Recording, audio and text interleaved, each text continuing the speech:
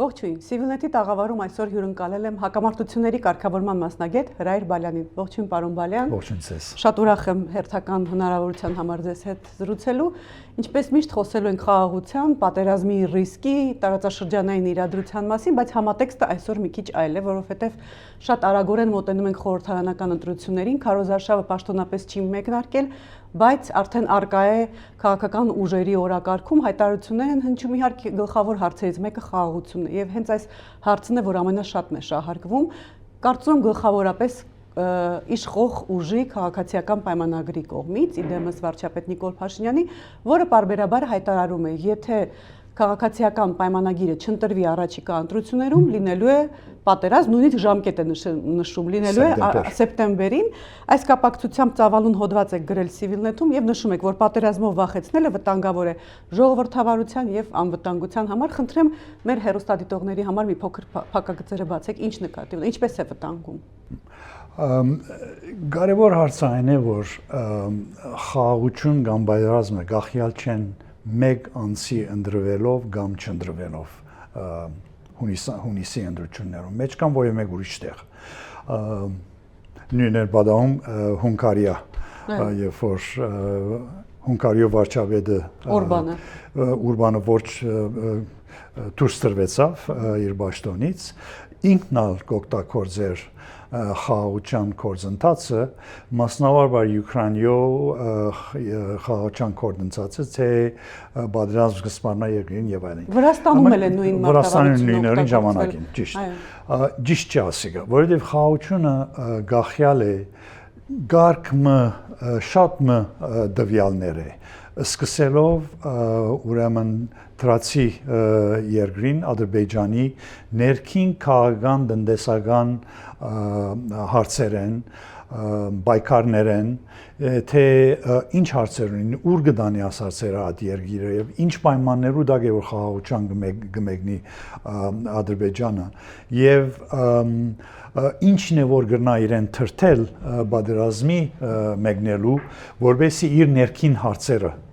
լուծե նորեն թե տնտեսական թե քաղաքական թե իր ինտիմատության թեմ որ մեզ շատ չի գարտեն երկրի մեջ գախյալ է նաև այս երկրի Հայաստանի զինվորական իրավիճակից գիտենք որ Հայաստանը բարդվեցավ 20 թվականին 23-ին գործընծուց Ղարաբաղը եւ պատրաստ չէր պատերազմի անեն արդյոք այսօր պատրաստ է պատերազմի թե ոչ իմ մասնակցությունս չի ասիկա չեմ ուզեր արտահայտվել բայց գախյալ է նաև այս իրավիճակից երկրի գրնա եդ մղել ոչ մեկ պատերազմական մարմաճ Թրացի գոմի գախյալ է նաև միջազգային աշխարհագրական շրջանի ուրեմն հագամարտություններ են այսօր Իրանի թեմ պատերազմ գայո զինատատարի մեջ են այսօր բայց ես վստահ չեմ որ այդ զինատատարը կգնա շարունակվել եւ եթե պատերազմը վերսկսի արդեն սկսած պատերազմը ինչ աստեցություն ունի այս տարածաշրջանի այսինքն Ադրբեջանի եւ Հայաստանի մեջ ուրեմն շատ այսպիսի հարցեր է որ խաղաղությունը գախյալ է այս շրջանի մեջ եւ ոչ թե նորեն միայն մեկ անց է Միանգամայն համաձայնելով մյուս բոլոր կետերի հետ, թե միջազգային դերակատարների դիրքորոշում, թե ինչպես նշեցիք Ադրբեջանում իսկապես սոցիալ-տնտեսական քաղաքական իրադրությունը, բայց մի փոքր գալով հենց երկկողմ գործընթացին չեք կարծում, որ այդուհանդերձ արդեն մեկնարկած գործընթացի շարունակականության համար ի վերջո նախաստորագրված պայմանագիր, որը ենթադրվում է, որ պետք է գոնե ընտրություններից հետո ստորագրվի, անհրաժեշտ է ինչ-որ հետևողականություն, քաղաքական շարունակականություն։ Այս տեսանկյունից մի փոքր արդարացված է քաղաքական ուժի ղեկին մնալը, թե ոչ։ Չեմ ուզեր այդ մասն արտահայտվել անգեղծորեն ադիգա Հայաստանի քվեարկողների որոշումը պետք է լա ես քվեի իրավունքունի մաս երկրի մեջ չեմ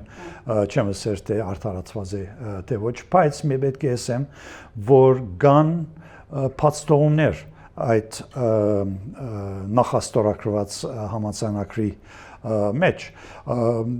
երկու օրինակ դամ եւ բավարարին գադով օրինակի համար բադանտների հարց այսօր ունենք 19 բադանտներ դագավին Ադրբեջանի բանդերու մեջ գպդին ուղագի եւ անոնց մասին այս նախաստորակված համացանակի մեջ ոչ մի խոսք կա նաեւ այն 240 քառակուսի կիլոմետր հողամասերին, որոնք Ադրբեջանը կրավեց 21-22 թիվերին եւ դագավին իր բանակը գնստի այդ բարձունքներու վրա։ Ոչ մի խոսք աս մասին, այո գա խոսք սահմանազատման մասին, սահմանակցման մասին, որի ընթացքում իբր պետք է որ կրված է արդեն 70-ական թվականներու սովետական քարտեզներու մեջ, չեմ հասկնար ինչու այդ քարտեզները մեջտեղ չեն բերվիր եւ չեն սեղանի վրա դրվի, որ հոս է սահմանը, հստակ է, սահմանազատման ինչ հարց ունենք այսօր, բարձրապես կորզատման հարց է ադիգա, եւ ուրիշ հարցեր ագան, որոնց մասին խաղաղության նախաստորակված համացանեկը բան չի սեր։ Եթե փորձենք խոսել խաղաղության գործընթացի կամ անվտանգության մասին, համաձայն եք, որ այսօր այն բացարձակ ինստիտուցիոնալ չէ, այն կախված է անձերից կամ քաղաքական ուժերից, ինչպես այստեղ առավելապես հատկապես Ադրբեջանում, եւ իմ հարցը ձեզ որպես մասնագետի, իսկ առհասարակ ինչպես է պետք ինստիտուցիոնալացնել խաղաղությունը։ Ոչ թե պետք է ինստիտուցիոնացնել, այլ պետք է խաղաղության ասխաղապարը, խաղաղության պայմանները արմատ նետեն ժողովուրդներու միջև։ Ղեկավարները գրնան խաղաղության համացանակներ ստորագրել, բայց երբ ժողովուրդները իրենց յետին չեն, այդ խաղաղության պայմանակիրը, որ կստորագրվի ղեկավարների կողմէ, շատ մագերեսային է, այսինքն շատ դյուրությամբ գրնա խախտվել եւ ժողովուրդը իրենց յետին չէ։ Մինչեւ անադեմ, որ արգա հարցեր կան, մանավանդ արգա հարցեր, որոնք շատ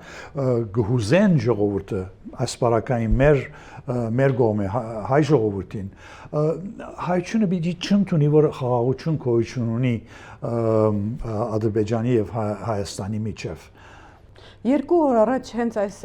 տաղավարից հարցազրույց էինք վարում ադրբեջանցի պատմաբան Ալթայ Գոյուշովի հետ եւ գրեթե բառացիորեն կրկնեց այն, ինչ դուք եք ասում, որ այս գործընթացի հետևում եւ այս գործընթացում ներգրավված չեն հասարակությունները։ Ինչ ուղիներ կան, որ պետք է հասնել դրան, գոնե այնքանով, որքանով որ կարող եք խոսել։ Նախ արգա հարցերը պետք է լուծվին, լուծում գտնան, մասնավորապես նորեն կգտնեմ այն հարցերը, որ գհուզե ժողովրդին, իսկապես խորը կթափանցե ժողովրդի հավատներուն եւ գիտակցության մեջ։ Այս է ամենակարևորը, այս է իսկապես եւ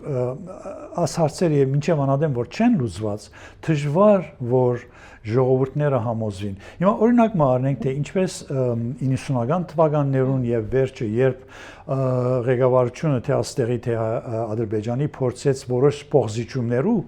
երթալ, երկու կողմեն ժողովուրդները իրենց ղեկավարների յետին չէին, ղեկավարները վախնային նույնիսկ ոչ թե միան հաջորդ ընդրության, որ չեն ընդրվել, այլ նաեւ իրենց կյանքի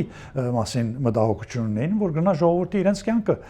խլել, որովհետեւ համաձայն չէին եւ որովհետեւ ղեկավարները դարիներով չէին բացատրած ժողովրդին, որ մեր մաքսիմում բանջները պիտի չգարենանք կործատրել, որոշ տեղում զիջումներով երթանք եւ փոխզիջումները միշտ մաս կգազեն խաղաղության գործընթացներով։ Այսօր դուք այդ աշխատանքը տեսնում եք Հայաստանում եւ գլխավորապես Ադրբեջանում։ Գտեսնամ քիչ մը չափազանցված ցեվով, այսինքն այն աստիճան զիջումներու կպատրաստե ժողովրդին, որ ժողովրդի արժանավորությունը ցեխի մեջ կխոթի։ Հայաստանի կառավարությունը։ Ինչու է որ Ադրբեջանը փանդարգյալները կբայե Բաքու։ Բարձրապես մեզի նվաստացնելու մեր արժանավորությունը ցեխը մտցնելու համար։ Եվ մինչև ուր բիերտան զիջումներն սահման պետք է ունենան։ Հակառակ որ բարդված երկիր ենք, զիջումները սահման պետք է ունենան։ Ինչ կնշանակի որ Արարատի նկարը Հայաստանի գնիքի վրայեն վերցվի։ Ինչ կնշանակի ասիկա, ինչի համար, այսինքն վաղ վարակույրը պիտի քաշեն սահմանին վրա չտեսնանք Արարատը եւ դարբեր հարցեր, որոնք կհուզե հայ ժողովուրդը կառավարությունը կփորձի ամբողջովին ցերկ կաշել հարցերեն եւ խոսիլ միան այսօրվա քոյությունները Հայաստանի մասին, պատմությունը անդեսել, մշակութային գոտողները անդեսել, ցեղասպանությունը ամբողջությամբ անդեսել եւ այլն։ Իսկ ցեղասպանության բարակային վստահ եմ, որ երկու շաբաթի ժողովուրդը աս երկրի մեջ, աս քաղաքի մեջ իրենց սելիք կունենան, երբ դողանց մեծ թիվով մասնակցին Ձիզանագապերտի այցելության ապրիլի 24-ի օրը, ցեղասպանության օրը։ Իսկ Ադրբեջանում ներքաղաքական դիսկուրսում փոփոխություններ տեսնում եք, ի վերջո այնտեղ շարունակում են նորից խոսել Արևմտյան Ադրբեջանի մասին, ինչպես դուք եք նշում, պահում են գեյներին, այսինքն այդ հսկայական ասիմետրիան, անհամաչափությունը պահպանվում է, թե գոնե փորձում են մոտենալ երկու։ Ես չեմ տեսնար, որ մեկ փորձ Ադրբեջանի ղեկավարության կողմէ իրենց խոսույթը փոխելու, կամ նույնիսկ մեծ թիվով ինտիմատիր ուժերու կողմէ այն ինչ որ քոյություն ունի անշուշտ Ադրբեջանի մեջ,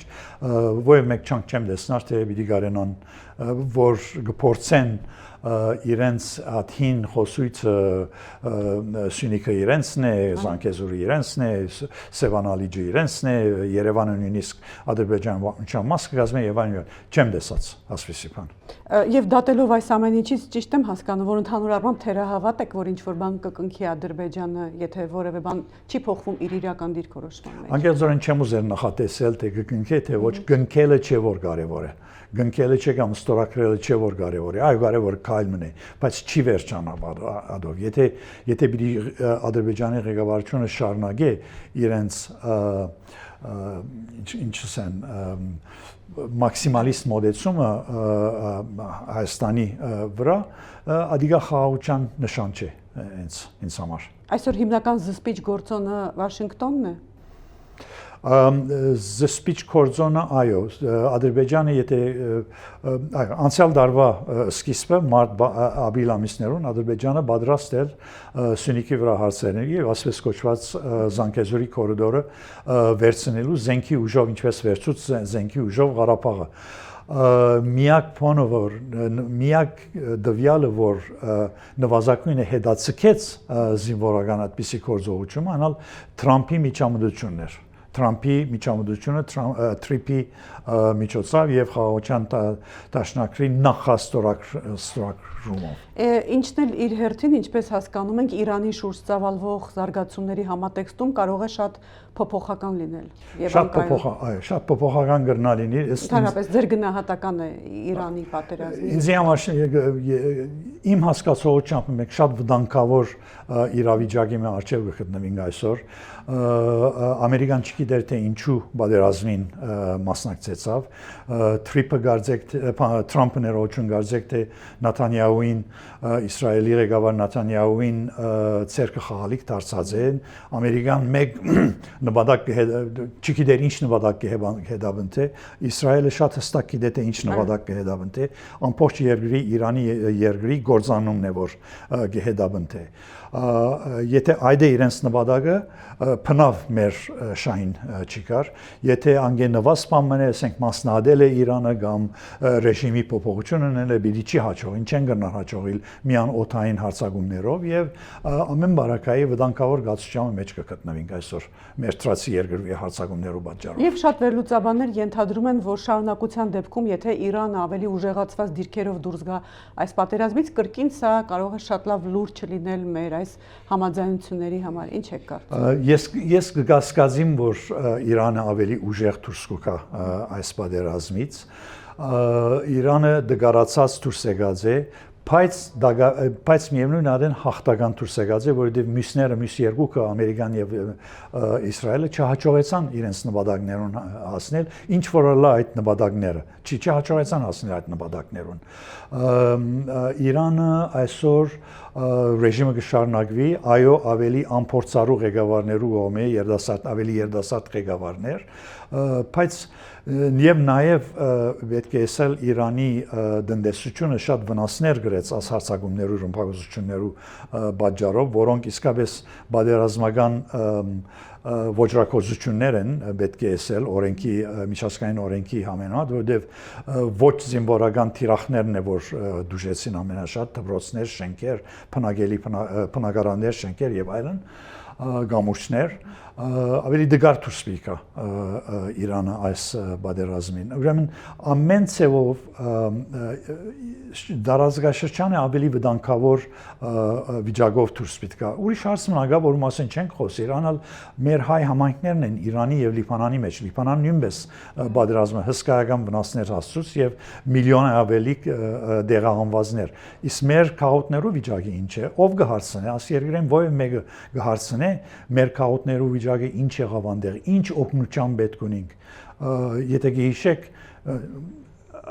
1988-ի երկրաշարժին ամբողջ սպիրկը ոտքի ելավ Հայաստանի օգնելու ուր է Հայաստանը այսօր երբ որ սպիրկը պետք ունի իրեն սպիրկի քաղաքները պետք ունի գլխավոր քաղաքները պետք ունի օգնության այսօր ուր են այս հարցը կարծես չկա այսօր մեր օրակարգում ոչ չկա Գուցե նաև այն մտքով, որ չարժե օջախները ամբողջությամբ ապամոնտաժել, այսպեսի գաղափարել է հնչում։ Գիտեք ինչ է թյուրին է սալա, դիգա բայց կոզացել է շատ դժվար է եւ իսկապես այդ քաոտներում մեջ մենք ունենք հարստություններ, մեծ հարստություններ, հաստատություններ, սկսի աշենքերը, թանկարանները, դպրոցները եւ այլն։ Ադիգա ուր պիտի վերստեղծես նորեն։ Ինչպես պիտի դանես, ուր պիտի դանես, ով կընտունի իրենց։ Այսինքն հսկայական հարցեր կան այնտեղ լուծելիք, բայց առաջին արդիվ շտաբ օգնության հարցեր կան, որ քաղաքները օգնության պետք ունի, մանավանդ Իրանի քաղաքը, վաղը նաև Լիբանանի քաղաքը, այսօր դակավին այդքան չեն աստված, բայց երբ որ այս դեղահանությունները շարունակվին, հոնալ շատ մեծ շտաբ օգնության պետք պիտի ունենան։ Պարոն Բալեն, եւ մենք սկսեցինք նախընտրական նարատիվներից եւ իմ վերջին հարցը կցանկանայի նորից այդ հարցի շուրջ կենտրոնացնել, խոսենք ընդդիմության մասին, որքանով որ հետևում եք ընդդիմության հայտարարություններին, նախընտրական քարոզչությանը, ինչ է ձեր տպավորությունը, նրանք նպատակ ունեն վերաբանակցելու խաղաղությունը կամ արդյոք ունեն միանգամայն այլ տարբեր քաղաքականություն կամ մոտեցում խաղաղությանը։ Գիտեք ինչ է, բոլոր երկրներում մեջ, ուրիշ երկրներում մեջ այսպիսի հարցեր գոյություն ունեն։ Ինտիմացիոնն ընդհանրապես երբ բեդուչան գլուխը չեն, ազատորեն գխոսին բանջներու մասին եւ այլն, բայց երբ երկրի ղեկավարության ղեկը իրեն ցերկը կանցնի, շատ ավելի շուշ կմոդենա, ստիպված, որովհետեւ պատասխանատվություն ունի ամբողջ երկրի։ Ես կհավատամ, որ եթե ինտիմացիոնը բեդուչան ղեկը ցերկ առնի, նաեւ նույնպես հոս, նաեւ նույնպես պիտի շատ ավելի սկուշ եւ շատ ավելի մտածված ձևով մոդենա բادرազմ եւ խաղաղություն հարցերուն, քան թե թերևս դպարությունը գցկի այսօր։ Շնորհակալ եմ, պարոն Բալյան, հետաքրքիր համար։ Հիշեցնեմ Civilnet-ի ստուդիայում էր հակամարտությունների կարգավորման մասնագետ Հրայր Բալյանը։